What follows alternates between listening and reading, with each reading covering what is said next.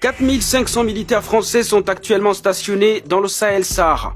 Ils seront bientôt 4720 au Mali, au Burkina Faso, au Niger et au Tchad. Mais ils ne sont pas les seuls. Il y en a 1450 autres positionnés à Djibouti, 900 en Côte d'Ivoire, 350 au Sénégal et 350 au Gabon. Soit un effectif total de près de 8000 hommes qui quadrillent le continent de Djibouti à Dakar en passant par Abidjan et Libreville. La France s'impose visiblement comme gendarme de l'Afrique. Dans le Sahel, elle parle de lutte antiterroriste. Ok, mais à Djibouti alors? Et les éléments français au Sénégal? Et les militaires français au Gabon? Que font tous ces soldats français en Afrique? Et pourquoi malgré leur présence et leur artillerie, l'insécurité persiste dans certaines régions où ils sont présents? Nous posons des questions légitimes. Cet impressionnant matériel militaire sert à quoi si c'est pour que les terroristes continuent à nous narguer sur nos territoires? Donc ce que nous voulons, c'est une action de redevabilité, de justification du stationnement des troupes françaises au Sahel.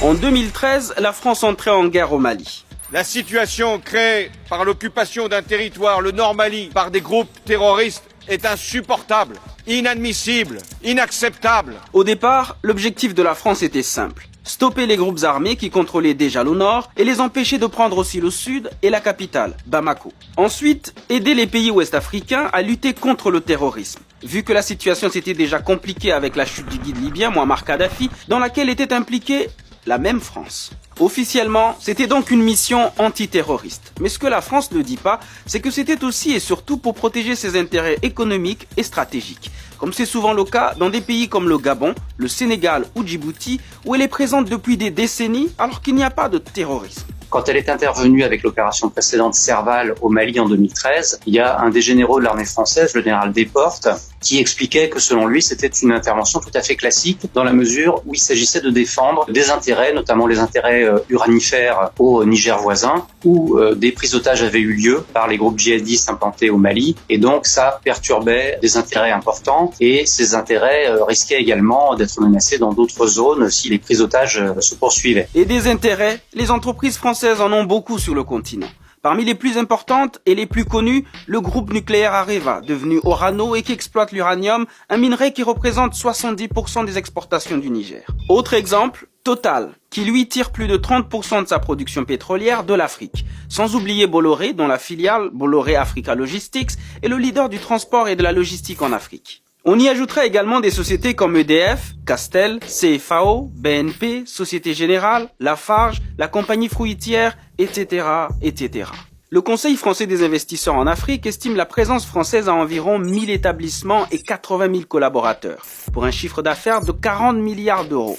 Des intérêts non négligeables, puisqu'ils représentaient en 2011 17% des exportations françaises. Et comme le soulignait clairement le rapport du Sénat français en 2013, l'Afrique est notre avenir. Un avenir possible grâce aux grandes entreprises comme Total, ancienne Elf, qui existent depuis l'époque coloniale. Et pour leur garantir la sécurité dans une région souvent instable, eh bien Paris a trouvé une bonne parade. L'armée française a conservé des hommes en Afrique depuis les indépendances pour sauvegarder ses intérêts, qui sont de plusieurs ordres, des intérêts parfois stratégiques, quand il s'agissait notamment de sécuriser l'approvisionnement en pétrole ou en uranium. Avec une dizaine de bases militaires et plusieurs points d'appui sur le continent, la France demeure ainsi le gendarme de l'Afrique. En 30 ans, elle y a mené une cinquantaine d'opérations militaires. De la Centrafrique au Mali, en passant par la Côte d'Ivoire et la Libye, elle dit vouloir rétablir la démocratie, chasser les djihadistes et maintenir la paix avec souvent l'aval des Nations Unies. C'est ce que Raphaël Granvaux appelle l'intérêt de puissance. Il s'agit pour la France de garder son rang, comme disent des hommes politiques, c'est-à-dire de justifier l'attribution d'un poste permanent au Conseil de sécurité des Nations Unies. Et pour mériter le maintien de ce poste, eh bien, il faut que la France soit capable, selon elle, de continuer à mener une politique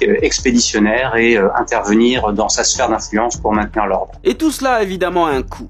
Car l'armée française dépense plus de 100 000 euros par soldat déployé chaque année. Et d'une manière ou d'une autre, il faut bien payer la note.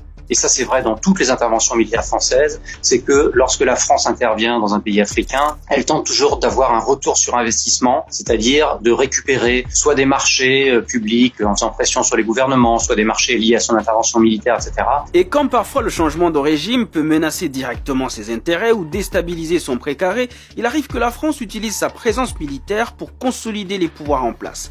quitte à massacrer des civils, comme à Abidjan en 2004. La France s'est parfois montrée complice des crimes qui étaient commis par les forces armées de ces pays, complicité parfois active, où elle les accompagnait, et parfois, dans le cas de la Côte d'Ivoire par exemple, la France a été amenée elle-même à commettre des crimes de guerre ou des crimes contre l'humanité, contre des populations civiles. Et c'est toute l'ambiguïté de sa politique, mais qui lui assure du coup un avantage qu'aucune autre puissance n'a sur le continent. Dans son livre intitulé « Arrogant comme un Français en Afrique », l'essayiste Antoine Glaser qualifie cette politique de paternalisme postcolonial doublé d'arrogance, de quoi révolter certaines populations locales qui ne supportent plus la présence militaire française. Nous n'avons pas besoin d'importation d'hommes. Nous avons besoin d'une importation de technologies militaires de pointe. Nous avons besoin d'équiper, de doter nos forces armées nationales qui ne sont pas une coalition de fainéants. Ce sentiment anti-français vient surtout de l'inefficacité des interventions de son armée face à une menace qui s'amplifie. Depuis 2017, les zones d'action des groupes armés au Mali, au Burkina et au Niger se sont étendues. Leurs opérations se sont multipliées, comme le montre la récente attaque contre des villages du nord du Burkina Faso qui a fait au moins 36 morts, la prise du poste d'Indeliman avec 49 soldats maliens tués et l'armée nigérienne qui a subi ses plus lourdes pertes à Chinagoder avec au moins 89 soldats tués. Selon moi, c'est une présence qui est contre-productive vis-à-vis même des objectifs qu'elle se fixe, qui renforce la présence de ces groupes djihadistes, qui leur donnent du grain à moudre puisqu'ils prétendent lutter contre une force d'occupation étrangère, et que son inefficacité, effectivement, provoque un ressentiment grandissant dans la population, qui ne se sent pas du tout protégée parce qu'il y a des massacres récurrents. La population ne se sent pas non plus protégée par son propre gouvernement, puisqu'il délègue à une force étrangère la question de la sécurité de son territoire. Et le fait que depuis la fin des indépendances, la France continue à intervenir dans ces pays africains, effectivement, permet aux autorités politiques de s'exonérer de leurs responsabilités.